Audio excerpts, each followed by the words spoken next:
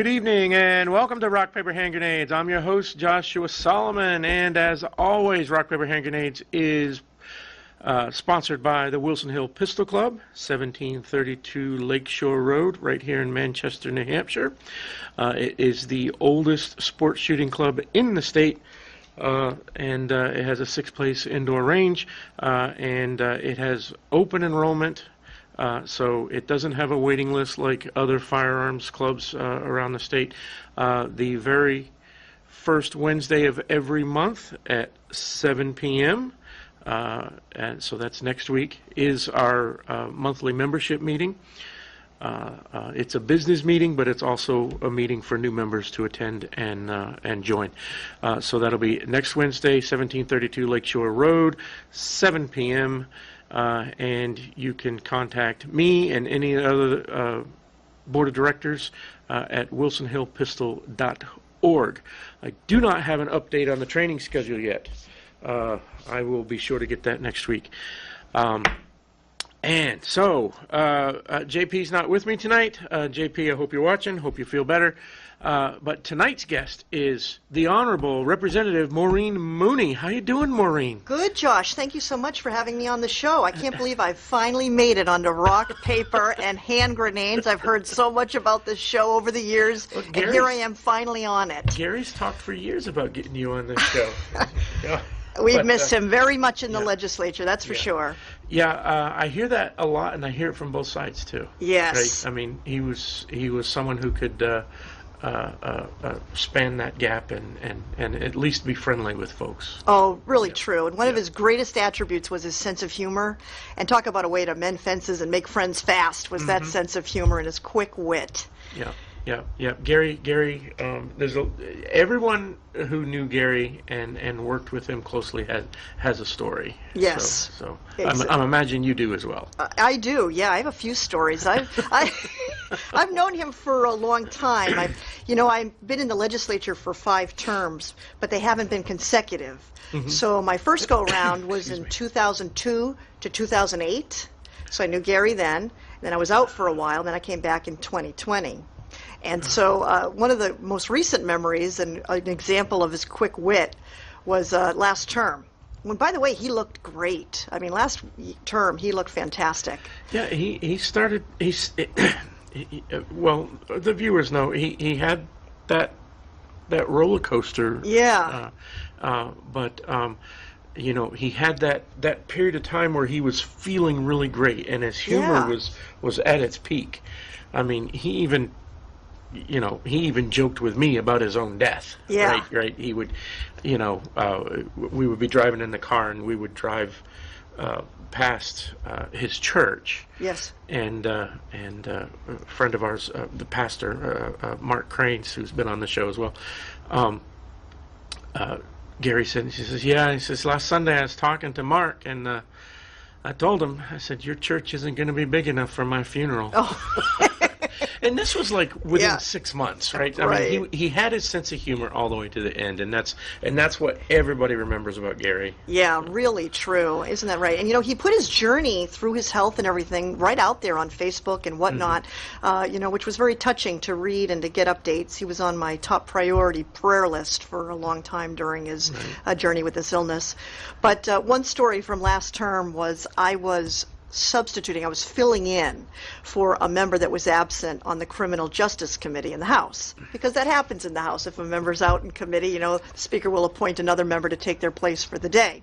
So it was my turn to take a place of a member for the day. And as we all know, criminal justice was Gary's committee. I think he was on that all the way through. He was on there at least at the second half of his 20 years or so. Okay. I believe Fish and Game was his committee until it was taken away from him by the Democrats. Got it. Oh, yeah, that happens. He said a few things they didn't like. I can believe it. So on this day I was substituting, and it was a lively day for that committee. A lot went down that day, and everybody was that last term with that Jessica Frumless was. I mean, I heard most of the stories. We talked about him here. It was a session that was really up there. Well, I mean, because it was during COVID, and Right. we had all of the remote people. I mean, Yes. there were so many things that led to it being just I don't know a chaotic, Yeah. or just active. Right, Yeah. and you're right, because that day there were multiple members online. So we had this big screen, and multiple members were there, and then people in person there. So at the end of this very lively committee meeting day, the chairman of the committee says, gee, we have to come up with a date for when to meet again. So let's all look at our calendars, and let's start with February 2nd, or whatever the date was. Does that date work for everybody? And Gary, completely unscripted, and his quick humor comes out, and he says, yes, that date works for me. And then he turns to me, and again, remember, I was substituting that day on the committee, and he says, Representative Mooney, can you be here then for me?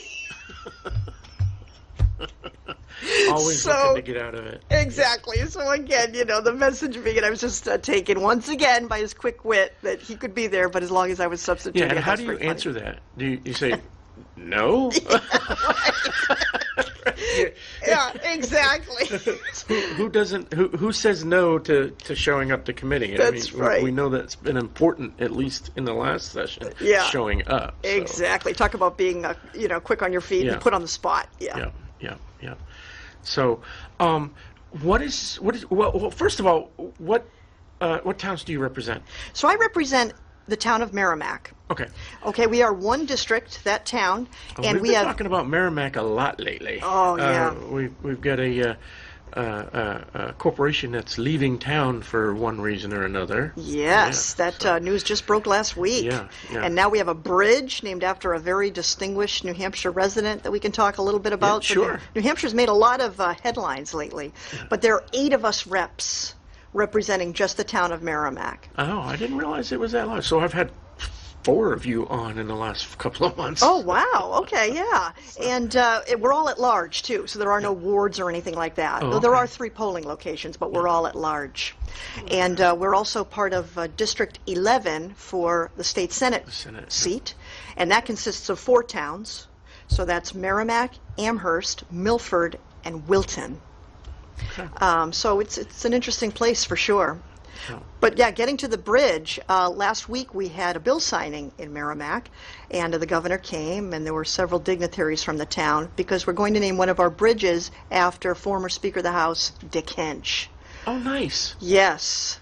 Nice. So Janine Nodder was the prime on that bill, and then Bob Healy co-sponsored it, Bill Boyd co-sponsored it, I co-sponsored it, and Nancy Murphy co-sponsored it, also from Merrimack. So several of us were there to see that bill signing. It was quite moving. I've known Dick for years. Yeah. In fact, I was his fiscal agent all through his campaigning. Nice. And I like to take credit for recruiting him actually to run for state rep, because when I didn't run again in 2008, he was talking to me quite a bit about running. He was a member of that, at that time, the Board of Selectmen. He was the chairman of the Board of Selectmen. So my first go-around in the legislature, I dealt a lot with him. And he had discussed several times he was interested in running for state rep. So, when you don't run again for state rep, you've got to sort of find someone else to take your place. And so I thought, Dick would be the perfect person. And So Dick didn't run for state rep until the mid-2010s? Yeah, 2008. Oh, really? Yeah, it was his first go-around. And I remember that morning because we were at a Rotary meeting early Thursday morning in June, and the Rotary meeting meets across the street from the Merrimack Town Hall. And so that day I said, Dick, let's go across the street and have you sign up for state rep. The opening is here to sign up for sign-ups. And so he and I walked across the street, just the 2 of us, stood in line, and he filled out his paperwork to run for state rep for the first time. And my remarks last week at this bridge signing bill were such that, that was in 2008. I was the only witness to him signing the dotted line to run for the first time, and now here we are gathered together to remember him as Speaker of the New Hampshire House, Right. and to permanently memorialize him with a bridge named in his honor. It was very nice and very moving. That's great. That's fabulous. A reminder, we lost Dick rather suddenly. Yes. As a Speaker of the House. Right. He wasn't. It was right at the beginning of the term, right? Correct. Yeah. So he had just been nominated to be Speaker and voted on unanimously to be Right. Speaker, and it was on the field of the UNH hockey, Yeah. field hockey field there or something, sports field out there in UNH. So it was an outdoor ceremony in early December. And then 8 days later, he very suddenly passed away. You know, that's another, I've got plenty of stories on Speaker Hinch, that's for sure, knowing him so long. But one of which was he called me very early after the elections in November of 2020. And he said, Maureen, would you give the nominating speech? Nice. And my response to him was, for who? And he laughed, you know, the usual, and I can hear that laugh now. And he said, well, for me, to be, you know, speaker. I said, oh my, I said, wow, I would be honored. So I made that nominating speech there on a cold UNH outdoor sports field in December, mask on and everything. I'm still very upset. I don't take it personally, but I'm very upset with the Republicans for allowing that to happen when we had control. Yeah, right. That really upsets me that you weren't in the State House at that time. Yes, yeah, there was a lot of chaos at that time. The fear of the Democrat lawsuit and whatnot, that's one of those things you just have to say, yep, let them do it, right? And just get back into the State House. So when you finally did get back in the State House, I was thrilled. But yes. Any regular viewer would know that I used to badger Gary all the time. So, Gary, why are you meeting at a soccer field outdoors? Why are you meeting over, where was it? Is it Bedford? It was at that sports center as well? Center, New Hampshire. Oh, right, the Sportsplex in Bedford, and right here down the street in Manchester, the hotel. Like, not necessary. And let's not forget our drive. Why am I paying taxes for the State House when you're doing this? Yeah. Right. And vice versa. That didn't cost $0 to do that. Oh, it was quite costly. Yeah, very costly. Right. So it didn't make any sense to me. Isn't that something? I digress off the. And don't forget our drive-in session, which made a national headlines. I went to a conference. The radio, and Gary was talking about holding the clicker out, like out the window to try and vote, right? Yeah, right, exactly. You know, I've never been to a drive-in movie. It's on my punch list for one day. Really? You know, you believe that I've never been, but I can say I've been to a drive-in legislative session. Yeah, it was wild. You know, I went to a conference last summer for legislators, state legislators all over the country, and they were all talking about our drive-in session. It became quite famous. Well, see, famous is one thing, but famous or infamous? Yeah, right, exactly. Like, there's those New Hampshire hicks who have their legislative sessions at a drive-in theater. That's right, exactly. So you know, I would, it's famous and it's funny, but that should be a lesson in what not to do, as far as I'm concerned. Exactly. So, yeah, no doubt. No doubt. But we all miss Dick Hinch very much, and frankly, that session when he was nominated and he took the gavel on that field at UNH outdoors, that was the only session he chaired as speaker. Yeah. And I know that was a big. It was sudden, and it was very heartbreaking. I mean, I just remember that period of time, like, wow, this is, you know. It was a period of chaos for conservatives in the legislature. So, sure, yeah. So. It was an era we'll never forget, that is for sure. And this contact tracing and everything else, it was wild. Whoa. Mm-hmm. But thank goodness we're over that. All right, we covered who you represent. We covered some nice, fun stories. What committees are you on? Well, what makes you passionate? Yeah, well, so many things, and which makes me think I'm probably on the right committee. I'm on House Finance Committee, and so you're in control of my money. Yeah, exactly.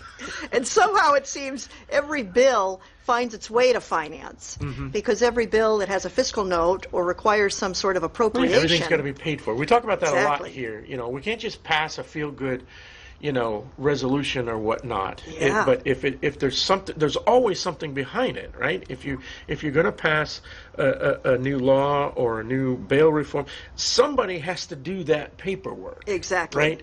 And that person needs to get paid to do the paperwork for this new, you know, regulation that's taking place. Right. So every bill has to have almost every bill. I mean, it's Yeah. There's very few that don't. True. But they have to have a financial aspect to it. If we can't pay for it, then it means nothing. Right, exactly. And it's really quite a lesson, too, to learn in finance and when you're up there and as a citizen, that these bills that go through their standing committee, so say you have an education bill, it would go through House Education, but again, if there's an appropriation on it, after it passes the full House, that's not the end of the story. It'll most likely be referred to the House Finance Committee. And there, another hearing takes place. And the way we're organized in House Finance is in divisions. So we're in 3 divisions, is the way it works. Each is in charge of a certain subject matter. And when a bill comes to House Finance, based on the subject matter, it will be assigned to a division of about 8 members of the House Finance Committee, and they will have a hearing, and they will make a recommendation to the full Finance Committee on that subject, on that bill. So, like I was saying, when anything comes through that requires some sort of financial backing, Yeah. That particular item, like you said, it would pass the House, but then it has to get referred to Finance. Correct. What happens if Finance doesn't find the money? Well, that's what makes Finance a pretty powerful committee. Because a bill, after having gone through a standing committee, whether it's House Education or Commerce or anything like that, and then goes through a full House, could still be killed or retained by House Finance. And then, if it were to be recommended to be killed, it would go to the full House. But that's a lot of weight on one committee to have that kind of leverage. If the answer is we don't have the money or there's something wrong with it, sometimes mistakes are found. Not just weight, but responsibility. Yeah. Go back to the House and say, we can't afford this garbage. Exactly. Exactly so. And sometimes mistakes are found, too, in bills between the time they go through their standing committees and the time they get to House Finance. You'll have a member from a standing committee say, actually this bill isn't ready for prime time, and here's why. So, we would ask that it not go forward or something like that. But it, again, pulls a lot of weight up in Concord, and it's all quite interesting. So does that mean that most everything just has to go through the full House twice? In some instances. So sometimes we see we got ourselves a victory, Yeah. This thing went through the House. Oh, that's great for conservatives. But then it's got to go through Finance and come back to the House and either get approved or killed again. That's right. Does that mean the other side has a second chance to kill it? Yes, it does. Right, it gets very complicated. So sometimes wins are really partial wins in Concord. We're only partway there. Yeah, right. And we've got there's a whole other chapter to this. A lot of times in finance, when we get up on bills, we'll start out with, the House, whatever it is, the Commerce Committee or Education Committee or Fish and Game Committee recommended this, that this pass, and also the full House recommended that it pass. Sometimes we'll start with that in terms of making a floor speech on how to make the pitch that it also pass. So that's an interesting take that Finance has that other committees don't have when they're talking about bills, is that a lot of these have already been vetted through committees and sometimes the full House. So that's one piece of it, are these bills. But then, of course, House Finance is where the state budget originates every 2 years. Right. And that gets real interesting as well, because now that is the operating budget for the whole state, soup to nuts, for 2 solid years. And that process is quite interesting, and also I find that several are not fully familiar with it, which is why I've given several presentations around the state, and most recently to my own Republican Town Committee, on the budget process in order to make people a little more knowledgeable of how the process works. Yeah, it's interesting, but it's also complicated. Yes. And so it's interesting to me that we do our budget on a 2-year cycle. Right. How does the federal government do it? They do it once a year, don't they? I think so. Yeah, quite different. And as much trouble as I've seen in watching the legislature from this seat for the last 5, 6 years, and even longer as a close friend of Gary, Sure. we go through a lot to get to the budget, and it is a hassle, and that's just for the state of New Hampshire. And then the feds do it every year. They go through this business. Yes. Really, I know it's a lot, that's for sure.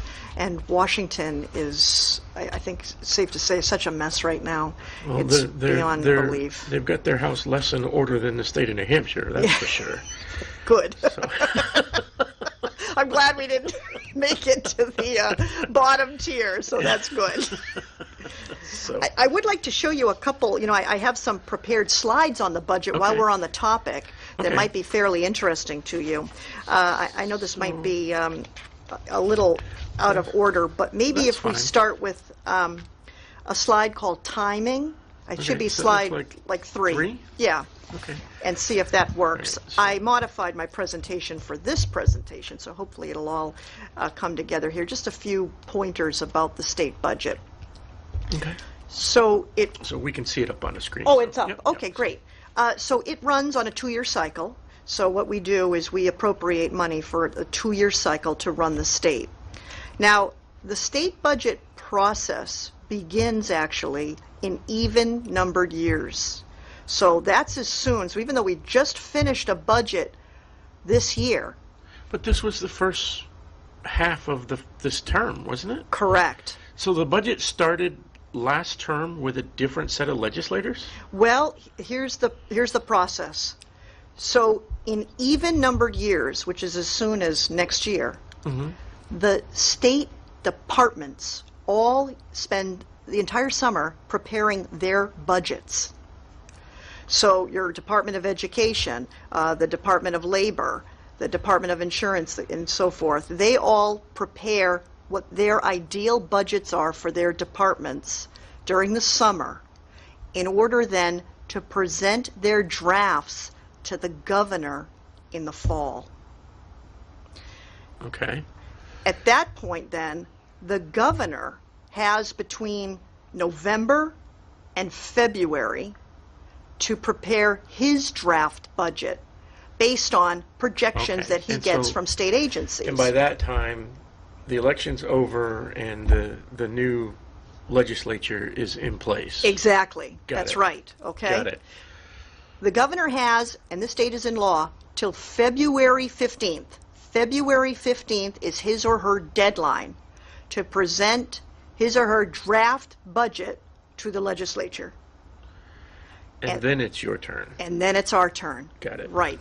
So that comes to House Finance.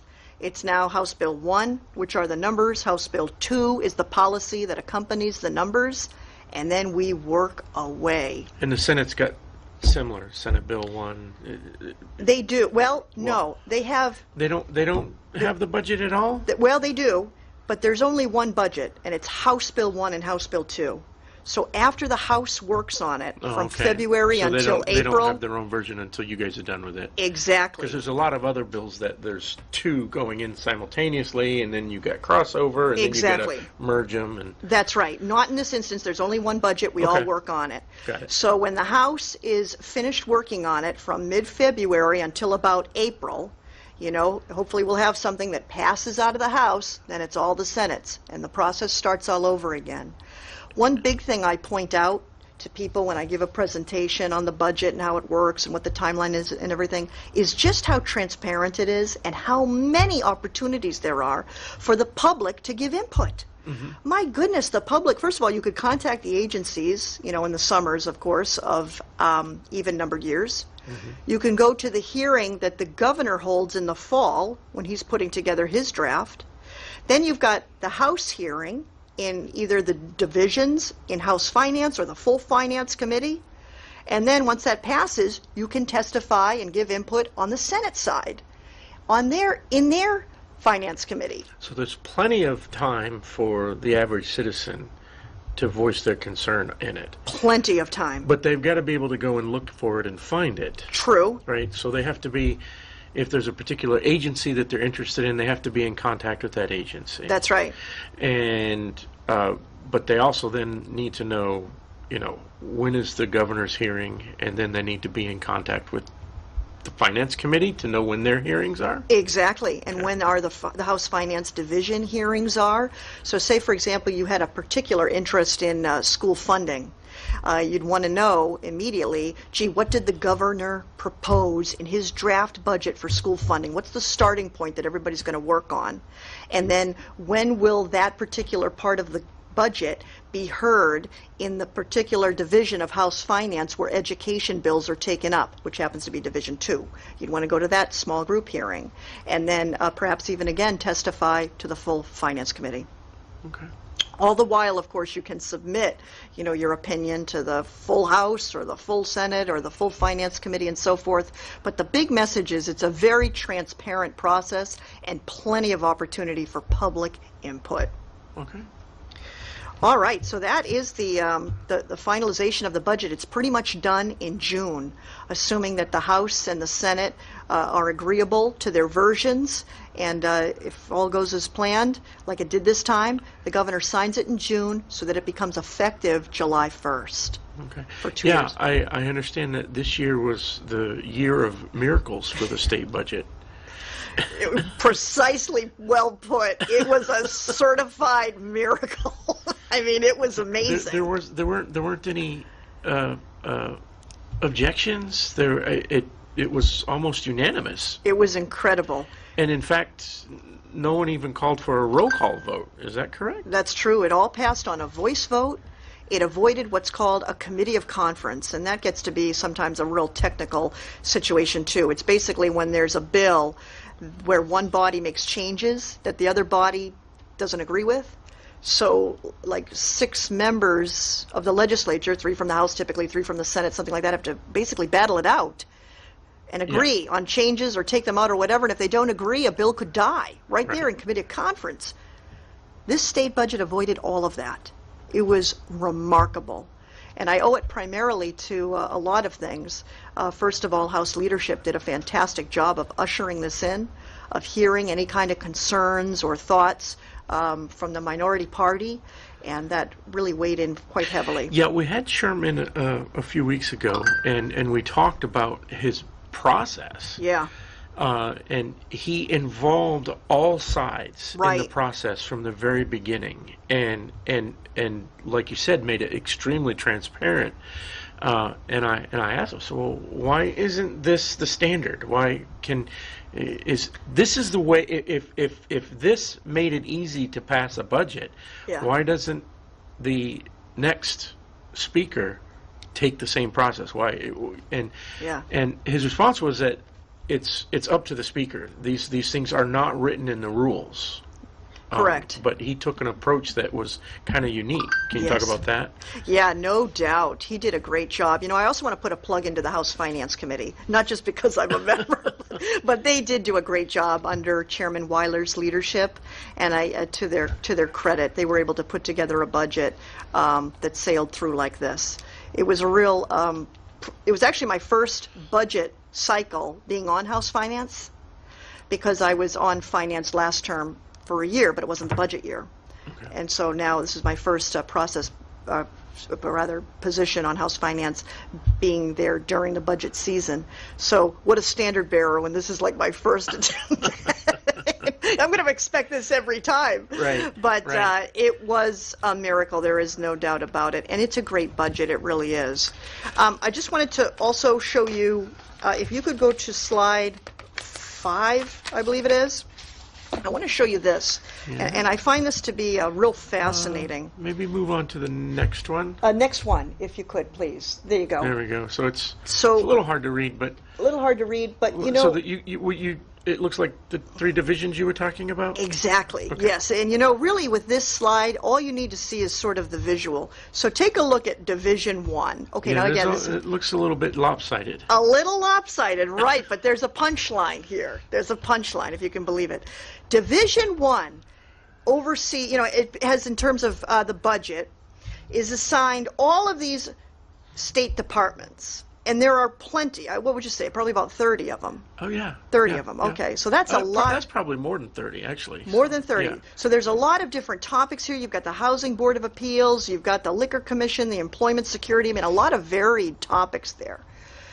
Division 2, a little smaller, right? They have, in terms of their workload, Department of Education. They also have Racing and Charitable Gaming, University System, Fish and Game, Department of Safety. And then Division 3. Yeah, there's only like 1 or 2 items there. Right. You're thinking, gee, wow, how did Division 3 get off so easy?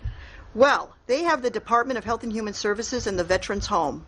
And though it looks proportionally like very little, believe it or not, Yeah, HHS is, yeah. HHS is 1/3. That department is 1/3 of the New Hampshire state budget.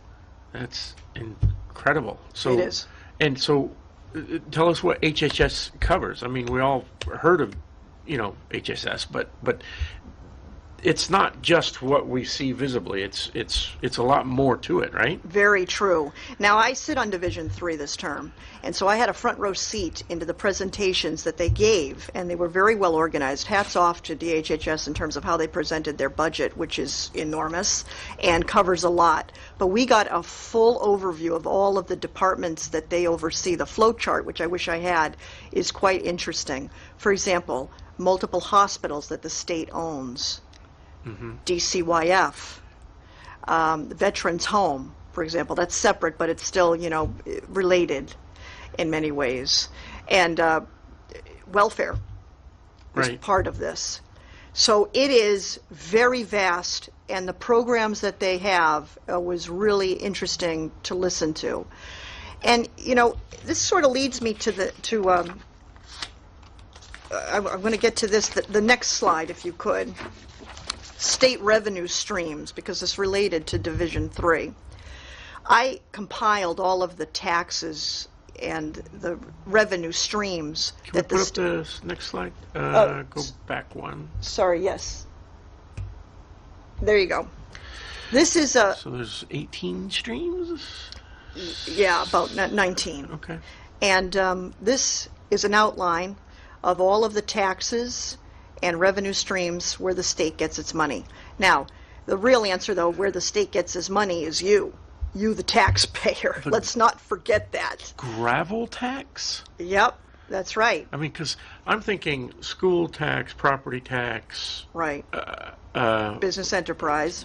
and meals and rooms tax. But gravel tax, there's a lot of taxes in there that people don't think about. Yeah, it's very true. And that's right. And another big revenue stream that people often may not think about, which is related to Division 3 in a big way, is federal monies. Yeah. Grants and the like. It is extraordinary how much in federal funds comes into this state, particularly into the Department of Health and Human Services. One time there was a bit of a joke that perhaps the Department of Health and Human Services should be renamed the Federal Department of Health and Human Services that has a branch in Concord that we contribute to at this point, because the reality is the money pours in.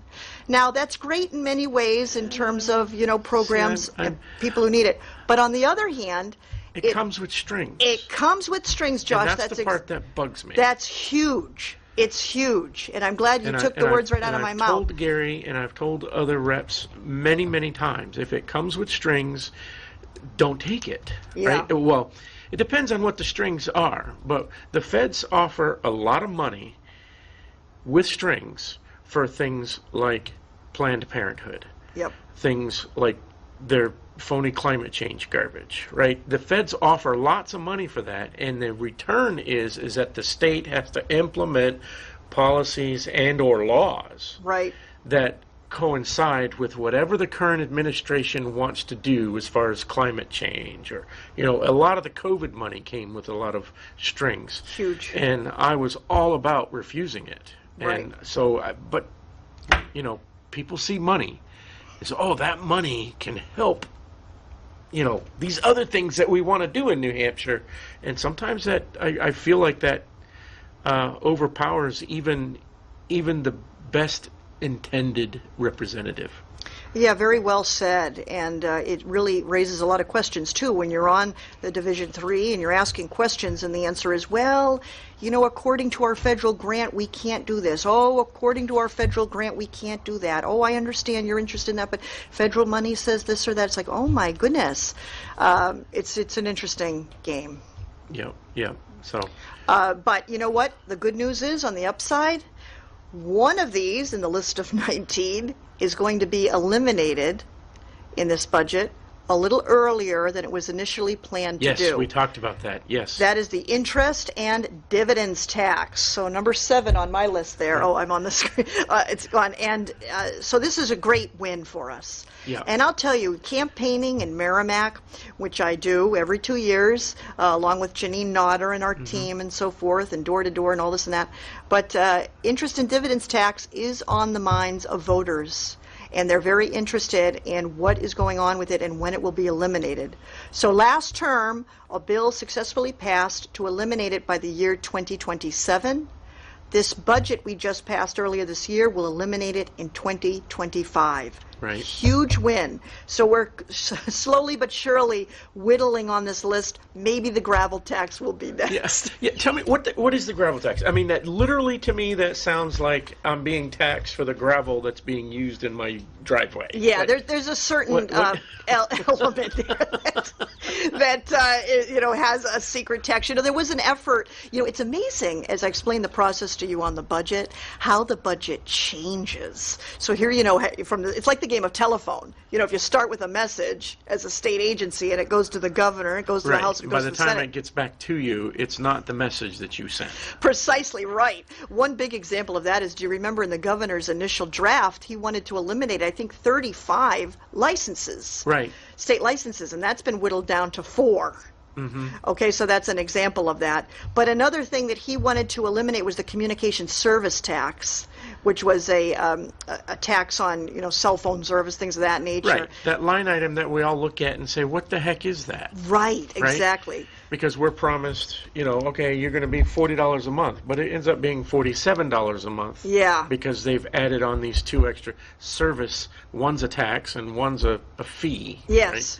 Right, exactly. So that didn't make it this go round, but you know what? Probably high on the radar for next go round. Of course, this is assuming we, and I'm very hopeful, attain the majority by a good margin And we next get term. a governor that is still in the same mindset. Well, good point. Right? Because Sununu's not running again. Correct. We have But we have a couple of really great conservatives running. We really do, and that's going to be a very important race next year for sure.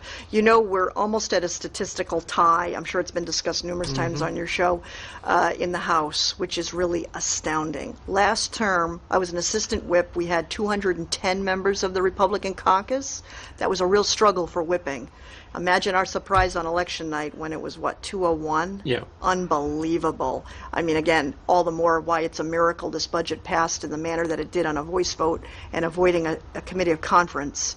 But the House, the New Hampshire House, has not been in this situation in terms of a tie since the year 1871. Yeah, Sherm was talking about that. Isn't that amazing? I believe he's had to break more ties than any other speaker. Makes sense. Makes sense. So we need a good, when I was in the legislature first go around, we were probably about 230 members. I mean, that was a super majority at that time. I mean, it was, there was a lot of luxury in that, but now it's very tight. I will say, though, with this budget, no new fees, no income tax, no sales tax, no raising of fees or anything like that. I mean, it's a really good, solid budget considering what we have done this year. Cool. So that's been really good. And the total price tag, and now you can go to the next slide if you like with the numbers on it.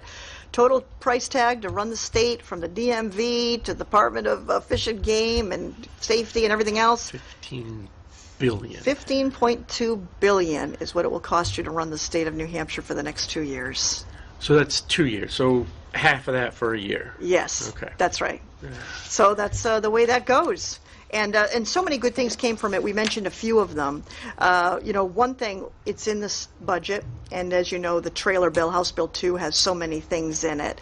It's hard to go through 200 plus pages of policy to see what's been done. But one thing is very beneficial to Merrimack, and that's phase 3 of a feasibility cancer study, which only one other town, I believe, in 10 years has been eligible for. And this is a result of the PFAS contamination that has been a real problem in Merrimack and first discovered in 2016. Yeah, that's like I said, we've had a couple of Merrimack reps. We've talked about that, in fact, the first time we talked about it, which was a few months ago, I was curious. I guess there were 2 companies originally involved, and one company immediately shut down operations and left the state. Okay. And so my question was, why is Sarbanes-Oxley still operating? Yeah. Not that I don't think that they don't have a right to operate, because, as a conservative, I'm like, well, we didn't know about PFAS prior to all of this. Sure. So they were operating fully within the regulations, fully within all policies and whatnot, until we learned more about what PFAS does. Yes. And so they're operating a fully legal company, and everything they were doing was within the law. So it's hard for me to reconcile the idea that they're being punished for it now by paying for it. Now they have been volunteering to pay for it. They've been volunteering to pay for bottled water and whatnot. And my question then was, well, they're spending an awful lot of money to help clean up, and that's an awful lot of good faith for something that was perfectly legal prior to understanding what PFAS is. And I was wondering why they were willing to spend that much money and stay open and continue to operate and have to bring in all these scrubbers, right? That was costing them a lot more money to operate and bring in new equipment to put the scrubbers in. And I was like, wow, that's a lot of money they're spending. But apparently my question is a little bit premature, because they've now decided to opt out. Yes, as of last week. So they made the news, I think, unexpectedly. It came as a surprise to It was to a me. surprise to me when I saw it pop up on my news feed. Yeah. I was like, wow, it wasn't so. Right, definitely, that they're wrapping it up. But they're wrapping it up simply means one chapter is closed. Right. We've got multiple chapters open. An environmental disaster like this is truly the definition of a disaster. I know we use that word in many contexts and everything, but boy, this cleanup effort is just going to go on and on and on, as well as compensating for the cleanup and the like. One big issue we have right now in Merrimack, and I had a bill to address this last year, it didn't fly, but it's going to have to be addressed in the future, is that an agreement was made in Merrimack in 2018 that Saint-Gobain would pay for the filtration of what's called wells 4 and 5 for those on town water through the year 2025.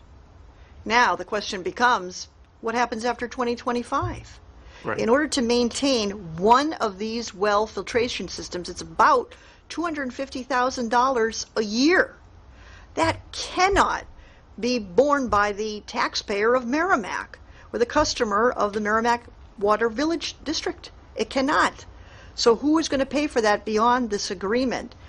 We have to have a real sit down and discuss this in the state, because I don't believe that any taxpayer should be paying to filter polluted water. It should be the polluter that forever pays to filter that water. Well, I understand that, and I definitely agree that the taxpayer shouldn't have to pay for it.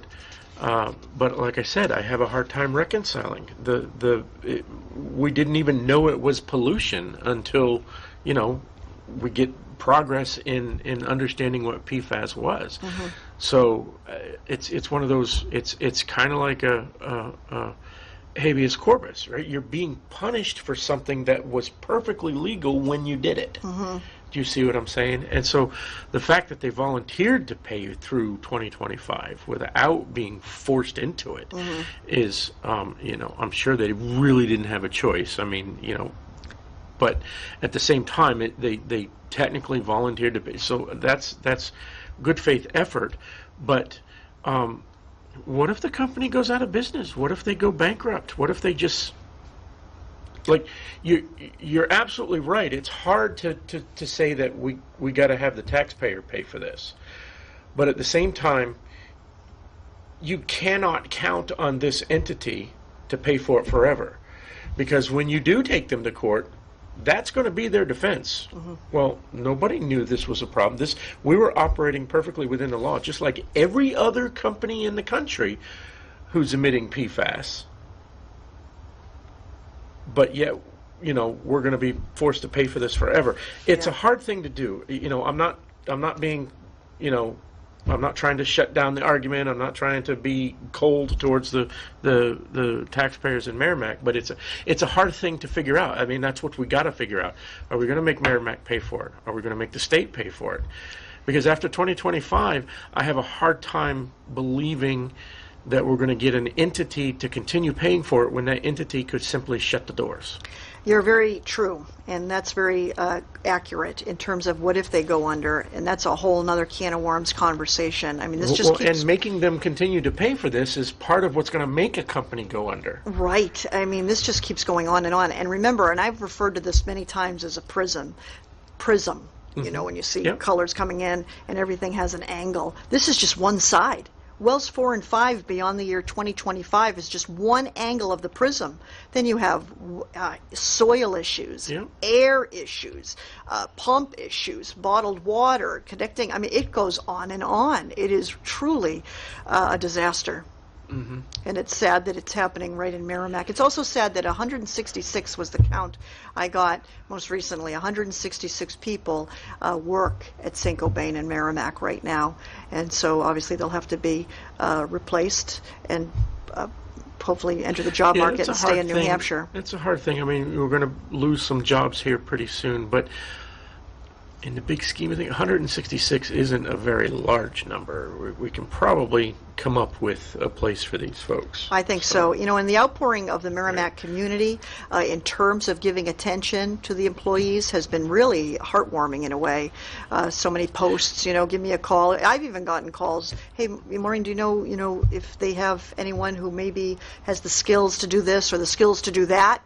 And so it's quite heartwarming that people are looking out for each other. That's actually good news, right? Because when a situation like this, I mean, we all watch the Hollywood movies and whatnot, and when big corporate, company is polluting the local water system or whatnot, I mean, how many movies have we seen where the civil action? Yeah, exactly. Blackwater, is that one? Yeah. Okay. So, but the town has an anger towards the employees of whatever that facility is. Is the town not, I mean, they're supportive of these employees, or like, well, there's definitely, where's the anger directed? Yeah, there's a human element in terms of anybody losing their job. I mean, the whole thing is... But there's a human element in terms of, okay, you've been polluting my water for a long time, but you still work there. Exactly, and that goes to the corporate heads and so on. The company itself is based in Paris, though they do have other branches in the United States. French. Well, that's the way it goes. Just kidding. So they may wrap up, I don't know, later this year or early next year. It's not an immediate closure. They have to wind things down.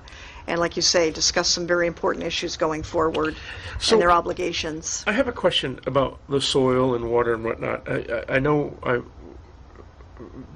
are we continuing to test, like, here's the facility that's polluting, we've got the red zone, right? It's not a perfect circle. I mean, it's, the way that, water tributaries work and all of that stuff. But are we continuing to test, and is it still spreading? Yes, it's still spreading. And do we have an estimate on the limit of where it will spread and how far? Well, that's interesting, because is it going to spread into my town eventually? Well, I had heard, and I'm not the expert on this, but I'm hearing PFAS is somehow in the North Country. How did that happen? Well, we've got another country up north that is polluting us on a daily basis with their wildfires. I mean, Right. it can come from anywhere. Sure. And there's no, I mean, it can be coming from a facility in Maine, Vermont, New York. Yeah. But do we really have the information to blame a facility in Merrimack for something that's going on in the North Country? Has to certainly be explored. I mean, we don't know. But, you know, the surrounding areas, for example, Amherst, Nashua, Bedford, Litchfield, I mean, those basically border Merrimack, and they've been affected. A really widespread disaster.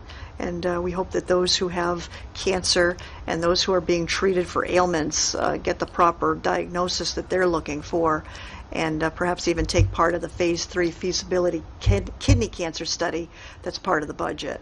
Oh, okay. So that's part of the budget, and that's for this particular issue. Yes, for this issue, for Merrimack. And that's very important.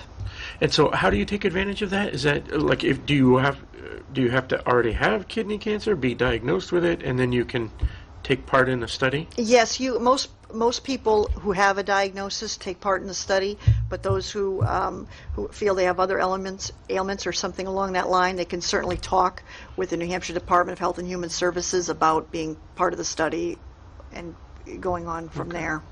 Real tragic, though, when we're one of only 2 towns in 10 years who has gotten to a Phase 3 in this study. It just highlights the severity of the situation. Right, right. So we wish them all the best as they, you know, try to get answers for their ailments. Okay, I've kind of taken over the conversation with that. No so we talked problem. about the budget. We talked about Merrimack. Once again, we've been talking about it a lot on this show, actually. Okay. Is there anything else that you're passionate about? We don't have too much longer. Yeah. Anything else that you want to talk about today? Well, you know, so many things. Obviously, we've had a lot of bills that have just gone through the process this past year and whatnot. But, you know, a lot of eyes are on the special election that's coming up in Nottingham and Northwood on September 19th for the New Hampshire Didn't we House. just lose one, though? Yes. We just lost one. In Nashua. In Nashua. Right. Okay. And so here we are But again. we still have Nottingham and Northwood. Northwood. Right. Okay. And so all eyes are on that.